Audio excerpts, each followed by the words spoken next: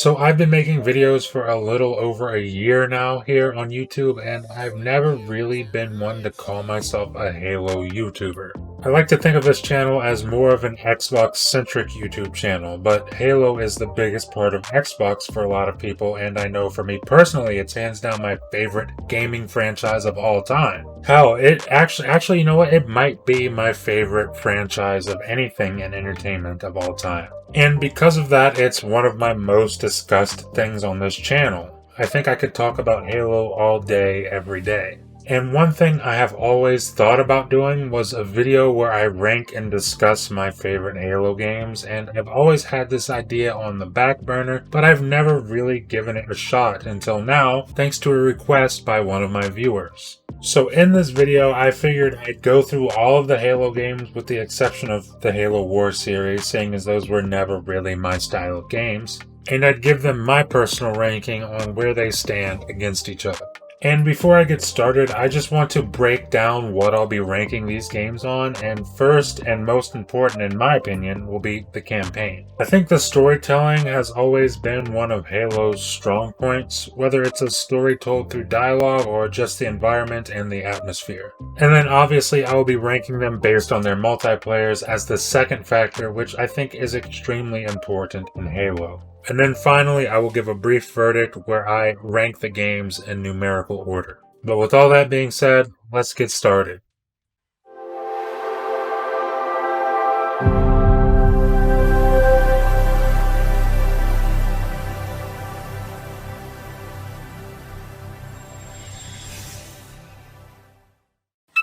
And up first is Halo CE. And this game is an absolute classic, so I'm just going to dive right into my thoughts on it. First off, I need to acknowledge how much influence Halo CE had on console FPS shooters. There were obviously great shooters on console before Halo CE, games like GoldenEye, Perfect Dark, Doom, and Wolfenstein 3D. But Halo CE is the FPS that modernized FPS games on consoles. It was the game that set the baseline controls for all of the FPS games that followed after it. It's a large reason why the FPS genre has gone on to have dominant mainstream success. But that's not even beginning to talk about what this game had to offer. So first up, I want to start with the campaign. Now, for me personally, in terms of actual storytelling, I don't hold this game in very high regards like I do a lot of the other Halo games. And don't get me wrong, it's definitely solid, but it just doesn't scratch that storytelling itch that other games in the series do for me. But where this game really shines is its environments and its atmosphere. Some of the coolest missions and encounters in the entire Halo series can be found in this game. Missions like Halo, the Silent Cartographer, Assault on the Control Room. All three of these levels feature some fantastic environments with incredible atmosphere. Think of that moment when you touch down on the beach in Silent Cartographer and you're thrown right into combat against the Covenant. It's one of the most badass moments in gaming history as far as I'm concerned.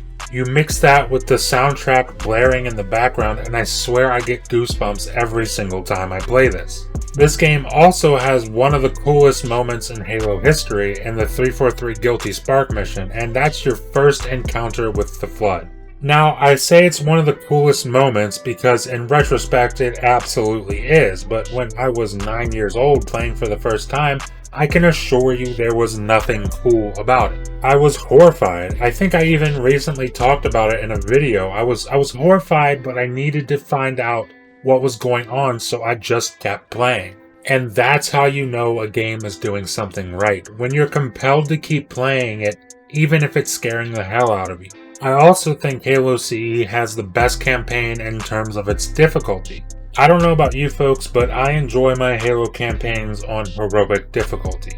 It's supposed to provide a tough challenge with gameplay that is rewarding, fun, and engaging. And Halo CE's heroic difficulty ticks all of those boxes 100%. Whether you're playing co-op or solo, you can count on having a ton of fun booting this baby up on heroic. Now, like I said earlier, this game isn't exactly going to wow you with its narrative twists and turns, but what it lacks in its narrative, it more than makes up for in its environments, its atmosphere, and its gameplay. Not to mention, the soundtrack is full of bangers. And with all of that, it's hard to give this campaign anything less than a 9 out of 10.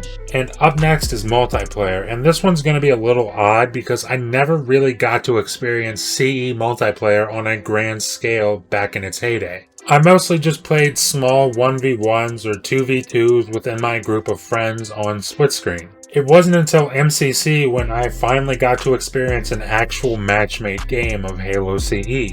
But what I will say is that it's an absolute blast to play. I mean, it's not my go-to online experience when I'm craving Halo, but I certainly enjoy myself whenever I get matched into a Halo CE match. Another thing worth noting is that it's aged so much better than other games from that 2001 to 2003 era. I mean, I remember playing against my friends in Red Faction 2 on PS2, and that was one of my favorite games, but I recently downloaded that game in Xbox's Games with Gold. I went back to play it, and I had it uninstalled in less than 10 minutes. And it's because it aged really poorly, but it can't be understated how gracefully Halo CE has aged. And you can say this for both multiplayer and campaign. I think the biggest knock I have against the multiplayer is that the spawns are complete chaos. But as far as I'm concerned, that's like part of the charm of the game. Starting a big team battle match on Blood Gulch and spawning in a swarm of enemies as soon as the game starts is hilarious to me. And Halo CE is the beginnings of some of the greatest maps in Halo history. Maps like Blood Gulch, Hang 'em High, Battle Creek, and Sidewinder. All 4 of these maps are held in generally high regard by the Halo community. There's also a pretty good balance of weapons, even though the weapon of choice for most people is the pistol because it's very well documented as being one of the best weapons in Halo history. All in all, I have absolutely no problems giving this multiplayer a 9 out of 10. And finally, the verdict. Halo CE is a historic and groundbreaking game that is responsible for many people's love of video games, and I'm definitely one of those people. It's something that moved the bar forward for console gaming, and it captured a magic that most game developers can only hope to come close to. With some unforgettable gameplay and missions and multiplayer maps that are absolutely timeless, I can easily say that this cracks my top 3. And up next is Halo 2. I need a weapon. Right this way. Halo 2 sets out to achieve what any good sequel tries to achieve, and that's building on what was done in the original without ruining the core fundamentals of the first game. It's a harrowing task, especially when you consider what they had to follow, as Halo CE is widely regarded as a bona fide masterpiece. But somehow the folks over at Bungie managed to deliver the goods and then some. Remember how I said that the narrative wasn't exactly mind-blowing in the first game? Well, it takes a pretty big leap forward in the second game as Bungie takes a crack at intertwining 2 stories into one game. So let's talk about this campaign. First, you have the story of the Master Chief and Cortana, and then you have a story of a disgraced elite named Thel 'Vadam. An elite who has been branded as a heretic for his failed efforts to stop Master Chief in Halo CE, but has been given the opportunity to become an Arbiter. And so begins the story of the Arbiter. And for me personally, this is one of my favorite stories in all of Halo. And though Arbiter is a Covenant, his story is one of the most human stories in any Halo game. And I'm not going to spoil anything just in case there are some people out there who for some reason haven't played through these wonderful games. But it really is a wonderfully told story, and it's the beginning of my favorite character in the entire series. As for the missions, much like Halo CE, you'll find a few fan favorites in Halo 2. Missions like the Outskirts and the Great Journey are considered to be among the best in the entire series. And I talked a lot about atmosphere and environments when I talked about the Halo CE campaign. And while I think Halo CE is second to none when it comes to those 2 things in this series, Halo 2 can certainly hold its own. From the Outskirts mission, which is the first mission to take place on Earth in a Halo game, to riding the gondolas in the Forerunner ruins and the Regret mission. Though all in all, I think this game falls a bit short compared to the first game in terms of its atmosphere and environments, but I think it more than makes up for it in its storytelling. And in terms of its difficulty, I think it can certainly be seen as a worthy successor to Halo CE. For me personally, the only real flaw is the introduction of those damn sniper jackals. Now, these enemies aren't really a massive problem if you're playing on normal, but if you're like me and enjoying playing playing Halo on Heroic or, God forbid, Legendary, then you're going to be in an absolute torture chamber trying to dodge those beam rifles. But all in all, Halo 2's campaign is an easy 10 out of 10 for me. And up next is the multiplayer, and this is where things get fucking awesome. You see, Halo CE had a really cool multiplayer back in the day, but seeing as I experienced it mostly on console, the only way I could actually play multiplayer was with up to 4 players on split screen, or take my Xbox to a LAN party. And I gotta tell you, as a 9 and 10-year-old kid, I wasn't going to many LAN parties. And this is where Halo 2 comes into play, because in between Halo CE and Halo 2, Microsoft made Xbox Live, which was kind of a big deal. In fact, if I remember correctly, Halo CE was actually supposed to have support for Xbox Live, but it had to be cut in order to make the launch for the original Xbox. But they certainly delivered with Halo 2. Halo 2 takes everything that CE's multiplayer did and not only does it better, but it adds on top of it in the process. Added mechanics like dual-wielding weapons certainly added a new layer to multiplayer battles. And they did all of this while throwing you online against people all around the world. It was mind-blowing stuff back then. I'd go to my friend's house because he was the only one of us who had Xbox Live at the release of Halo 2, and we'd sit in his room for hours on a small-ass TV playing Halo 2 on Xbox Live. And just like Halo CE, Halo 2 introduced to us some of the most recognizable and iconic maps in multiplayer gaming history. And obviously there was my personal favorite map, Lockout, but then there were maps like Zanzibar, Sanctuary, Ascension, and Midship. But not only did it offer new iconic maps, but it brought back some fan favorites from Halo CE like Beaver Creek and Coagulation. And you had all your classic Halo game modes like Slayer, Capture the Flag, Oddball, King of the Hill, Juggernaut, Territories, and Assault, and plenty of ways to play them, whether it was 8v8, 4v4, or 2v2, or just free-for-all. There seemed to be something for everyone to enjoy, and what's cool about Halo 2's multiplayer is that I can right now, in 2021, go back to it and it doesn't feel dated at all. The spawns are astronomically better than they were in Halo CE, and the gunplay is still super tight and engaging. It's amazing to think that a game made in 2004 can not only hold up so well today, but I honestly think it's better than most multiplayer games that are releasing nowadays. And with all that being said, Halo 2's multiplayer gets a 10 out of 10 from me. And the final verdict on Halo 2 is that it not only lives up to the hype that preceded it, but in many ways it blows expectations out of the water. It truly is, in all regards, a classic game that I think everyone should get the opportunity to experience at least once. And the good news is that it's aged very gracefully, so if you missed out on it originally, you can go back now and get an absolutely fantastic experience out of it playing it on MCC. It's a game that, much like a lot of these games in this video, is responsible for giving me an awesome childhood and a love for video games that continues to grow to this very day. And that's why I rank this at number 2 on my list of favorite Halo games. And up next we have Halo 3. Do you think we'll ever meet them? The final game in the original Halo trilogy, Halo 3 set out on a nearly impossible mission to one-up 2 of the greatest games in entertainment history. Halo 3 continues the story of Halo 2 as Master Chief is on a crash course for Earth. And just like I did with the last 2 games, I'm not going to be doing any spoilers past this point just in case. And since this is my personal ranking list, I can only rank these games based entirely on my opinions, and I know what I'm about to say next might not be popular amongst the Halo community. But for me personally, remember this is my opinion, I think that Halo 3 has the weakest campaign of the original Halo trilogy. But, and this is a huge but that being said, even the weakest campaign of this trilogy stands tall amongst everything else. It features some of the best missions in the series like the Ark, the Covenant, and finally Halo. All 3 are wonderfully done missions that play a huge part in Bungie's send-off to the Master Chief. But Halo 3's campaign does feature what is easily regarded as the worst mission in the entire series, this being a mission called simply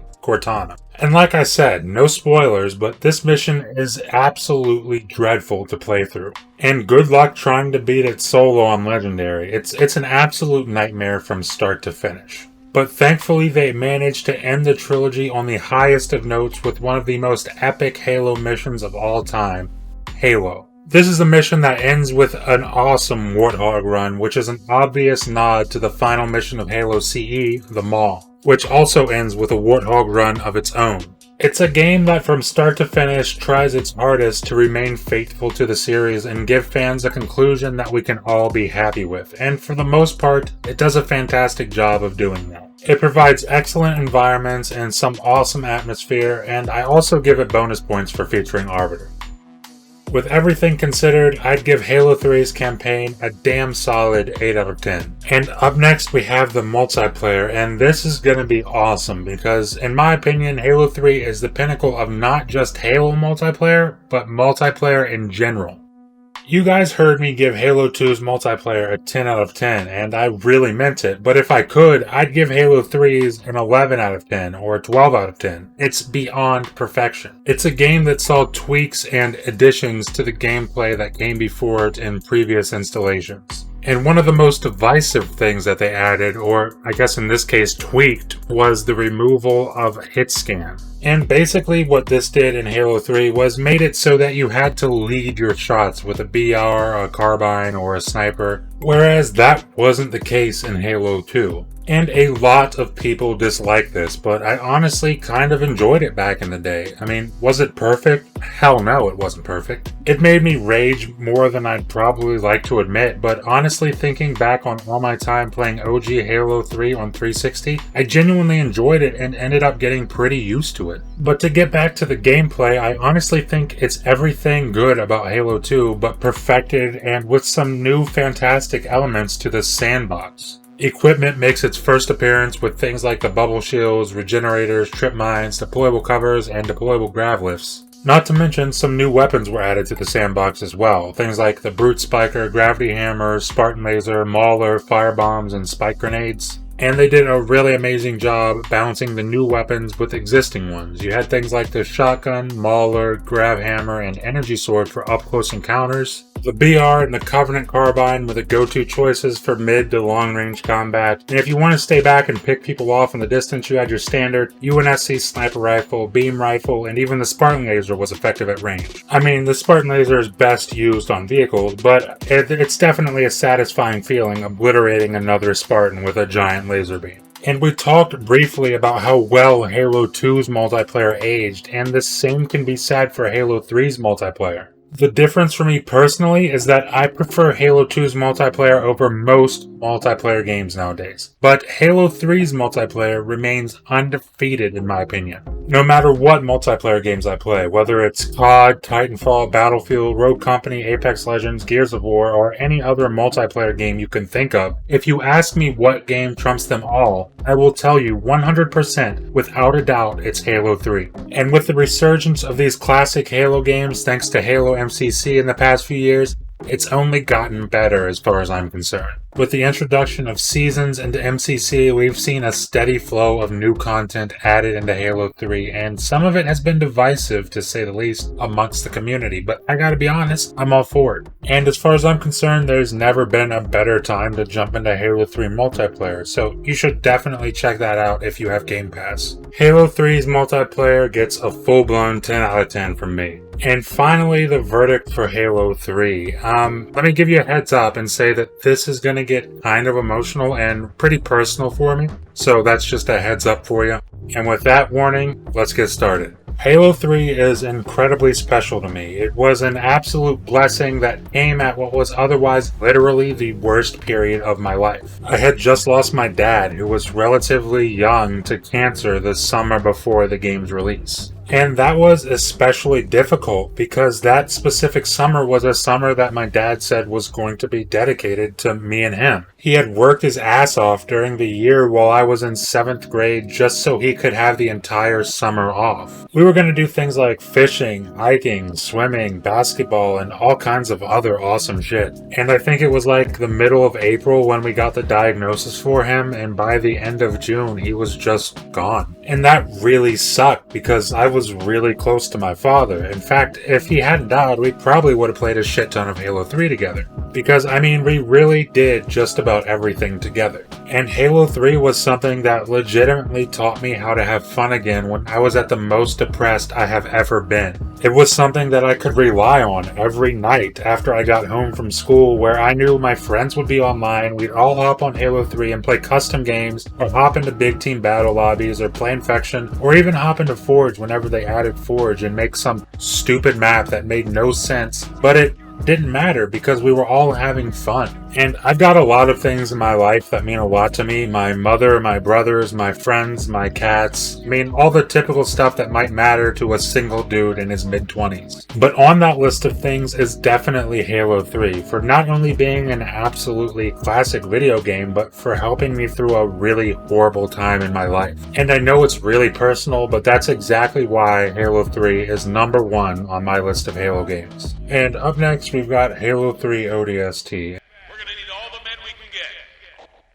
And this is kind of a historic game because it's Bungie's first attempt to deliver a Halo game that doesn't feature Master Chief as the main protagonist. But man, did Bungie ever deliver with this game. And in fact, there's a decent amount of Halo fans that will tell you that this is their favorite Halo campaign of all time. And if I'm being honest, I'd be hard pressed to argue with them. It's got everything that a good campaign needs. It's got the storytelling, the emotions, the environments, it's got the atmosphere, and it damn sure has the soundtrack. I mean, to this day, Halo 3 ODST features one of the greatest video game soundtracks of all time in my opinion. Fan favorite character Buck also makes his video game debut in ODST, and it's a game that has you exploring what is basically an open world New Mombasa. And it's even got a fan favorite mission as well called Coastal Highway. But where this game really differs from the original trilogy is that instead of playing a giant unstoppable Spartan, you play as a group of very human ODSTs. And they're sure to drive that point home while you're playing. Even things like your movement in ODST compared to how Master Chief moves it's cut back a bit.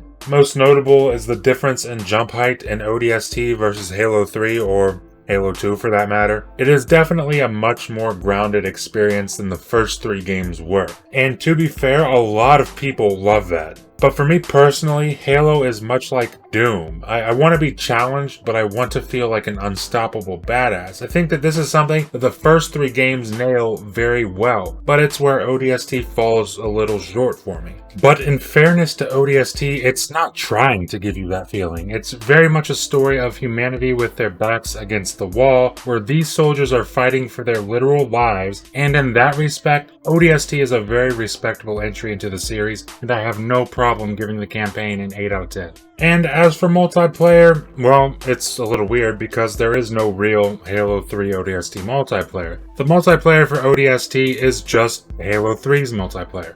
But ODST did introduce Firefight into the series, and that's gotta be worth something. So for this multiplayer, I'm gonna give it a 7.5 out of 10. And the verdict on ODST is that it tells a very grounded Halo story, but it's a Halo story nonetheless, and a worthy one at that. It introduced us to a fan-favorite character, a fan-favorite mission, and a fan-favorite game mode. I know for me personally, it's responsible for a lot of hours lost screwing around in Firefight with my buddies back in 2009 and 2010. Halo 3 ODST has a charm that not many games back then or even now can say that they have. Factor in one of the greatest original soundtracks ever created, and it's sitting at number 6 on my list of favorite Halo games. And up next we've got Halo Reach.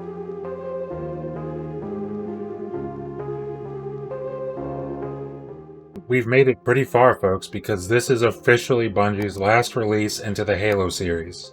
After this is where the keys are officially handed over to 343 Industries, but in classic Bungie style, Bungie goes out with a massive bang. Halo Reach might just be the most divisive Halo game of all time, but one thing that is widely agreed upon is that Bungie managed to tell one hell of a story in their final Halo game. This game sees you play as Noble 6, the sixth member in a team of Spartans known as Noble Team. It's a unique story in that if you know anything about the lore, then you know exactly how the game ends before it even starts. And that's because it's a prequel to Halo CE, which is kinda cool that Bungie's last game was a prequel to their first game. And it's an uphill battle for your team of Spartans as they fight to save Reach from falling. It's a story of courage, death, and sacrifice. It's a wonderfully told story with incredibly acted characters that each play a massive role in how the story unfolds. As far as the game's atmosphere, it's right up there with CE and ODST as far as I'm concerned. A wonderful soundtrack gives life to everything you do in the game, and it has one of the most badass endings in gaming as far as I'm concerned. All things considered, this campaign is easily worthy of a 9 out of 10. And next we'll be talking about the multiplayer, and this is where things get divisive amongst Halo fans. Some people say it's the best multiplayer that Halo's ever done, and others think it was the beginning of the end for the franchise. But for me personally, I really enjoy it for what it is. Is it my favorite Halo multiplayer? No, not really, but it's definitely good in my opinion. What really had fans divided is the introduction of armor abilities, things like sprinting, armor lock, jetpacks, active camo, and holograms. All of these things made their way into people's starting loadouts, and it affected the way the game played as a result. Games felt way more fast-paced than in previous titles. You had people jetpacking to the top of the sides of the Hemorrhage map. People relentlessly camping with active camo enabled. I mean, all of this in my opinion is forgivable, but the one thing that drove me and a lot of other people absolutely insane is the armor lock. Whether you were about to splatter someone and they pop armor lock and blow you and your teammates up, or maybe you're in a firefight with an enemy and they pop armor lock and now you gotta sit there and wait what feels like forever until the ability ends and hope that one of the enemy's teammates isn't sneaking up behind you to assassinate you. And speaking of assassinations, Halo Reach was the first Halo to introduce assassinations, which was essentially just a flashy way of killing an enemy from behind, but it was undeniably cool. And it was a highlight of many a 480p YouTube montage. Halo Reach also introduced some fantastic multiplayer maps like Sword Base, Boardwalk, and my personal favorite, Powerhouse. But not only did it introduce some awesome maps, it also brought us one of the best game modes in Halo history as far as I'm concerned, called Invasion, which is basically a Spartans vs Elites fights that culminates in the Elites trying to get a core back to their Phantom for extraction while being absolutely massacred by Spartans. It's an awesome game mode, and I wish that MCC had a way to play it without it having to be ranked. Halo Reach also brings us some new weapons to play with. The fan favorite battle rifle is gone in favor of the new DMR, and they leave behind the Covenant carbine in favor of the new needle rifle. There's also no more beam rifle, and instead there's a focus rifle, which really just can't compete with what the beam rifle brought to the table in my opinion. And there's a plasma launcher that effectively just shoots plasma grenades at people. And finally, there's a UNSC grenade launcher that doubles as a handy EMP bomb. It's definitely a good mix of new weapons in my opinion, and they also do a great job of filling a role within the multiplayer. But my favorite thing about Halo Reach over the campaign or even the multiplayer is Forge World. Bungie saw what people were creating with Halo 3's limited Forge and decided to just hand us all of the tools we needed to create whatever we wanted. And instead of building in a small limited space like Foundry in Halo 3, they gave us the largest map in Halo history to build in. A map called Forge World, home to a ridiculous amount of monstrosities that me and my friends called maps. Whether we were making a racetrack or genuinely trying to create what we thought would be a great multiplayer map, there were a lot of awesome memories messing around in Forge World.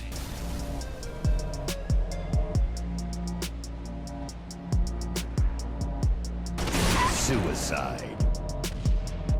Not to mention, Firefight makes a glorious return, and as usual, it's an absolute blast. All in all, Halo Reach certainly isn't my favorite multiplayer, but it's damn good, and coming back to it years later in MCC has me enjoying it more than I ever did. With that being said, I give Halo Reach's multiplayer a solid 7.5 out of 10. And the verdict on Halo Reach is that it is essentially Bungie's love letter to Halo and its fans, and while it has its flaws, it's certainly a worthy end to Bungie's reign in the Halo universe that leaves a lasting impression. With unique characters and top-tier storytelling, Halo Reach really flexes the narrative muscles that Bungie has shown throughout the original trilogy and ODST. And it features a robust multiplayer that has something to please everyone. All things considered, Halo Reach is sitting at number 5 on my list. And up next we have Halo 4.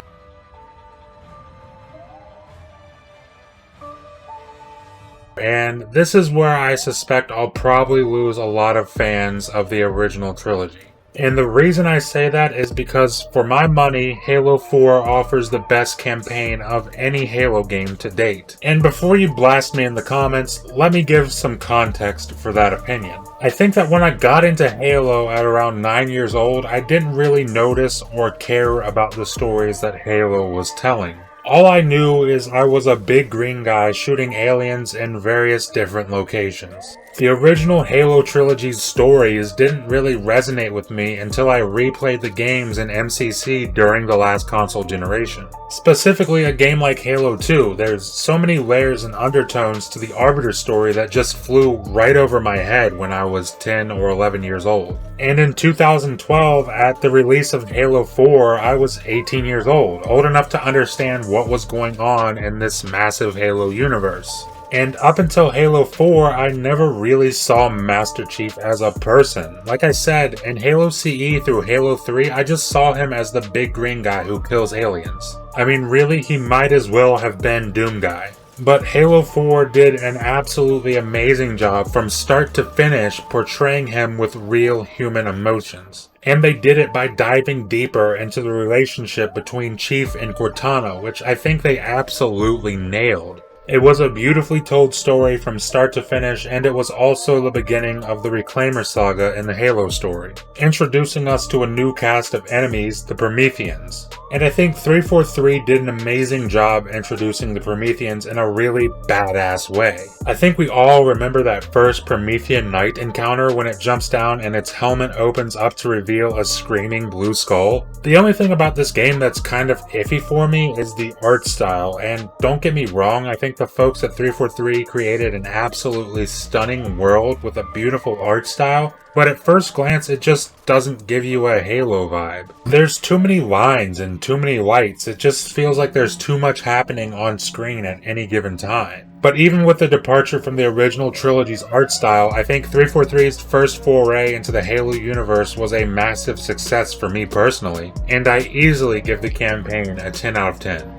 And up next, we're talking about the multiplayer, and I think I have an opinion on this that may upset some fans. But honestly, I liked Halo 4's multiplayer more than I liked Halo Reach's, with the exception of the floaty, glidey feeling that the sprinting had in Halo 4. But I really enjoy the gameplay itself. I think they took a lot of what Bungie did with Reach and expanded on it to make it more enjoyable in my opinion. It felt slightly faster than Reach, as everyone now was able to sprint instead of it just being an armor ability that a few people chose in Halo Reach. And there were some great maps introduced as well, like Haven and Exile, and it actually features two of my favorite maps in all of Halo, in Haven and Meltdown. And much like Reach, it brings with it a brand new fan favorite game mode in Dominion, and I can honestly say that probably 95% of my playtime on Halo 4 on the 360 was probably Dominion. And it's one of the most fun game modes in all of Halo in my opinion. It's basically a game mode where you capture and hold bases from the opposition. And with the new ability to call in drops for weapons and overshields, I think it goes super well with that game mode. I mean, one of my favorite things to do was call in the Saw and just charge an enemy's fortified base.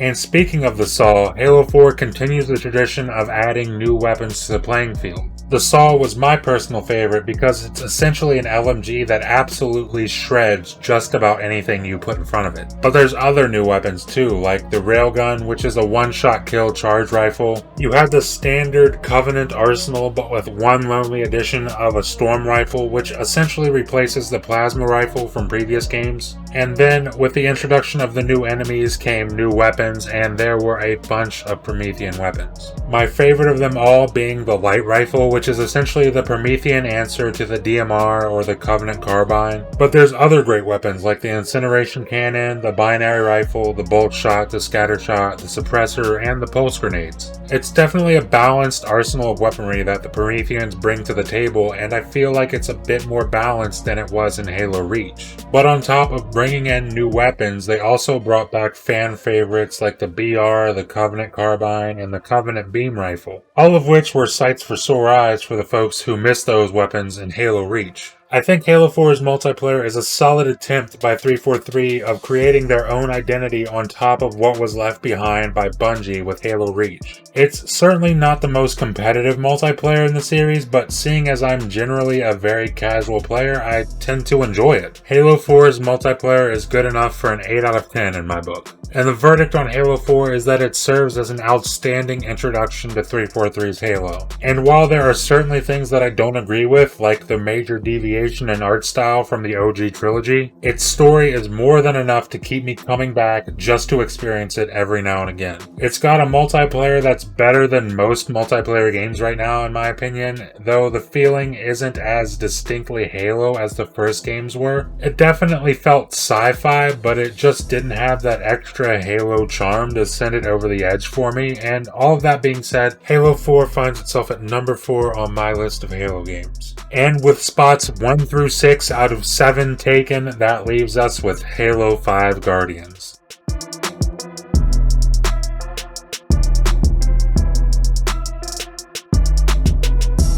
And we all knew it would come down to this point. And I'm gonna try my best to be fair with everything I'm about to say. Halo 5's campaign certainly tries. I mean, it really does try to be great, but it's really just miss after miss after miss. And it all really starts even before the game's launch with the initial advertising leading up to the launch. We were all led to believe that there would be this epic battle between Master Chief and this new badass mystery Spartan, Spartan Locke. I mean, it was honestly some of the best advertising that I think we've ever seen for a Halo game. The problem is that the game ended up being something completely different than what was advertised to us. It switched us between Spartan Locke's team, Fireteam Osiris, and Master Chief's team, Blue Team, at various points throughout the game. The writing did no favors for Spartan Locke, and even fan favorite Buck was nothing special. It really just seemed plagued by bad writing from start to finish. Not to mention the fact that after the brilliance that was Halo 4's story, 343 went and undid all of it with the Halo 5 story. Again, no spoilers here, but by the time Halo 5 ends, you're no longer very sympathetic towards Cortana. Oh, and remember that epic battle between Chief and Locke that was advertised to us? Well, it ended up being like a 1-minute slap fight in a cutscene. There's really no other way to put it than that it was just incredibly lame. And don't even get me started on the difficulty for this game. I still haven't beat it solo on Heroic. I can't. It's just impossible for me. It is the only Halo game to this day that I haven't soloed on Heroic. And not for lack of trying either. It's just stupid difficult. And it's difficult for all of the wrong reasons. You see, in any other Halo game, especially the original trilogy, the games were difficult because the AI felt smart and responsive to your movement throughout the battlefield. It was challenging, but every time you failed, it could generally be boiled down to mistakes that you made. Whereas with Halo 5, the only mistake you made is thinking that you had a fucking chance playing this on Heroic, or God forbid, Legendary. It is an absolute nightmare, and it's because the main enemies in the game shoot guns that home in on your position. Literally the two most common weapons amongst Prometheans, the bolt shot and the suppressor, have bullets that will track you. It doesn't matter if you're out in the open or behind cover, you're screwed. And if that's not enough of a challenge for you, literally every enemy with a precision-based weapon has the accuracy of a damn Halo 2 sniper jack. You really do get laser beamed by light rifles non-stop throughout the campaign. You want to peek around that corner for a split second? Say goodbye to your shields. And what makes it even more difficult is the seemingly relentless swarm of enemies, and what sucks is that the AI isn't engaging at all. I honestly might as well be playing Call of Duty Black Ops Declassified on the PS Vita. The entire game on Heroic is just you taking cover from enemies that will literally melt your face off if you look at them. But believe it or not, I do have some nice things to say about Halo 5 Guardians. It's got one of my favorite Halo missions, and that's the Swords of San Helios mission. It really is one of the dopest environments in any Halo game as far as I'm concerned, and it's such a great environment that it actually makes enemy encounters way more bearable as a result. You see, Halo 5 introduced these abilities known as Spartan abilities, and it really feels like the Swords of San Helios mission gives you a real playground to showcase those abilities. From smashing through rock walls to ground pounding enemies from up high, the mission is a real power trip and I really like it. Not to mention, it's a mission featuring the Arbiter, and if you've been paying attention at all in this video, then you know he's my favorite Halo character of all time. And he's got some awesome new armor. I mean, really awesome armor. But all things considered, Halo 5's campaign is a real miss for me, and it sucks to say it, but I gotta give this a 6 out of 10. And the only thing that saves it from a 5 out of 10 is the Swords of St. Helios mission. And up next, we're talking about the multiplayer, and admittedly, Halo 5 Guardians is my least played multiplayer in the series, but it's not because it's bad. In fact, I actually think it's pretty damn good. My whole issue is that it's not involved in MCC, and since I usually boot up MCC when I want to play Halo multiplayer, I typically don't play much Halo 5. That being said, I think Halo 5 was a pretty good step forward from Halo 4's multiplayer. I know one of the main criticisms of Halo 4's online was that it wasn't really competitive, which, like I said, is fine with me because I'm more of a casual online gamer anyway. But a lot of people love competitive Halo, and Halo 5 set out to correct this by making what I think in some aspects is the most competitive Halo game to date. Obviously, you'll have folks who disagree with that statement and think that Halo 2 or Halo 3 may be more competitive, and that's fine. But for me personally, no game in the Halo series can compete with the sweatfest that is Halo 5's multiplayer when it comes to competition. It's honestly why I don't even touch the arena multiplayer. It's also so different from the other entries in the series in that it launched with a shockingly low amount of content. In fact, it launched without the new and improved Forge that people had been anticipating so much since it was announced. It was missing a bunch of game modes, but the biggest of which was Infection. But the one thing that I really loved at launch was Warzone, and I'm not talking about Call of Duty here. I'm talking about Halo's biggest multiplayer mode to date. It was essentially Big Team Battle turned up to 11. It had PvP, it had PvE. It was really an awesome time. And there were tons of people playing at launch, so you found games so quick. It was just genuinely enjoyable, but after about 2 months of doing nothing but playing Warzone, I kind of burned myself out on it and took a break, but I never really ended up getting back into Halo 5's multiplayer the way I was at launch. But today, there's a damn good amount of content to enjoy, and its Forge is absolutely massive. There's a lot to enjoy about Halo 5's multiplayer. It's fast-paced with some super tight gunfights, and I think it does a good job of balancing the newly introduced Spartan abilities as well. All in all, Halo 5's multiplayer gets a solid 8.5 out of 10 for me. And the final verdict on Halo 5 is that it has a very distinct place in Halo history, and it's not exactly a good place. It's widely agreed to be the worst mainline Halo game by far. But that doesn't mean it doesn't have its redeeming qualities. It's got a standout multiplayer that the competitive fanbase seems to love. And as for its campaign, I think we all agree that it wasn't great, but I do think that with proper writing, there is potential for characters like Locke and Fireteam Osiris.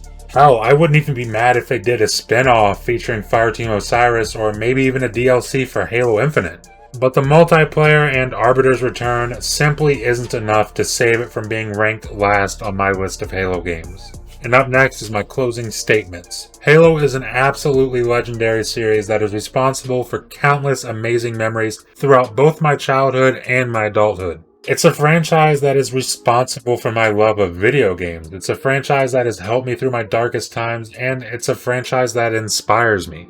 And it's crazy to think that as of 2021, I will have been playing Halo for just over 18 years. That's well over half of my life, and it's amazing to think of how excited I am for the future of Halo. We all know that Halo 5 was what it was, but with Halo Infinite, the more I see of it, the more excited I get. It's genuinely the most excited I've been for a Halo game since Halo 3. And they're doing a great job of playing to the things that made me fall in love with Halo as a young 9-year-old kid sitting in front of his friend's mom's computer. So here's to hoping that the future is as bright as it seems for this franchise. But what do you guys think? Do you agree with my rankings or do you absolutely disagree? Leave a comment below and let me know what you're thinking. Leave a like if you like the video, and remember to hit that subscribe button if you enjoyed the content because it really does help. Thank you for watching, and I'll see you in the next video.